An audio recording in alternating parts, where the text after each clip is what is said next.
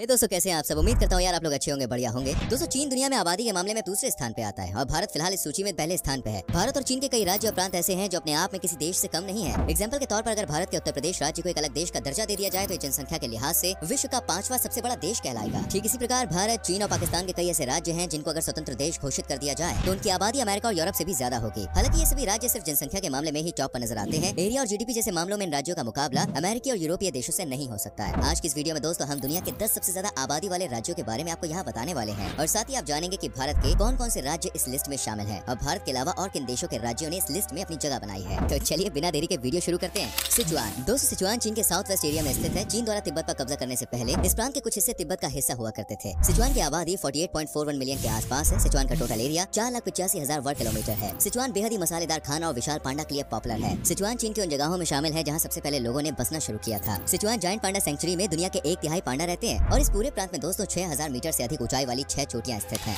मध्य प्रदेश। एक समय पर यह भारत का सबसे बड़ा राज्य हुआ करता था, लेकिन सन 2000 में छत्तीसगढ़ को मध्य प्रदेश से अलग कर दिया गया था, जिसके बाद से लेकर आज तक ये भारत का दूसरा सबसे बड़ा राज्य बना हुआ है। मध्य प्रदेश को भारत का दिल या हार्ट ऑफ नेशन भी कहा जाता है। इस राज्य की स्थापना 1 नवंबर सन 1956 को हुई थी। आज के समय में मध्य प्रदेश की कुल जनसंख्या 82 मिलियन यानी 8 करोड़ 20 लाख के आसपास है। वैश्विक स्तर पर तुलना की जाए तो मध्य प्रदेश की आबादी जर्मनी के बराबर है और जर्मनी विश्व के 20 सबसे ज्यादा आबादी वाले देशों की लिस्ट में शामिल है। मध्य प्रदेश का कुल क्षेत्रफल 3,08,245 वर्ग किलोमीटर है। राज्य की सीमाएं उत्तर प्रदेश, महाराष्ट्र, राजस्थान, गुजरात और छत्तीसगढ़ से लगती है। यहाँ पर बोली जाने वाली सबसे प्रमुख भाषा हिंदी है। हालांकि कुछ जनजातीय क्षेत्रों में इसके अलावा अन्य भाषाएं भी बोली जाती है। राज्य की 90% आबादी हिंदू है तो वहीं 6.5% लोग इस्लाम धर्म को मानने वाले हैं। इसके अलावा जैन, बुद्ध, सिख और ईसाई धर्म के लोग भी यहाँ पर रहते हैं। मध्य प्रदेश भारत में सबसे ज्यादा आदिवासी समुदाय वाला राज्य है। प्रतिशत के लिहाज से देखा जाए तो राज्य की 21% आबादी जनजातीय समुदाय से ताल्लुक रखती है। हेनान। दोस्तों हेनान चीन के मध्य में स्थित है जो अपनी येलो रिवर वैलीज के कारण विख्यात है। ये चीन के सबसे प्रसिद्ध टूरिस्ट डेस्टिनेशंस में से एक माना जाता है। यहाँ पर आप चीन के प्राचीन इतिहास से संबंधित कई धरोहरें देख सकते हैं। इस प्रांत की आबादी 10 करोड़ का आंकड़ा पार कर चुकी है, जिसकी तुलना वियतनाम से की जा सकती है। हालांकि दोस्तों एरिया के मामले में ये वियतनाम से काफी छोटा नजर आता है। हेनान का कुल क्षेत्रफल 1,67,000 वर्ग किलोमीटर है और इसकी गिनती चीन के सबसे डेंस एरियाज में की जाती है। जीडीपी के मामले में हेनान प्रांत थाईलैंड देश को टक्कर देता है। हेनान प्रांत चीन का एक प्रमुख एजुकेशन हब के रूप में भी जाना जाता है।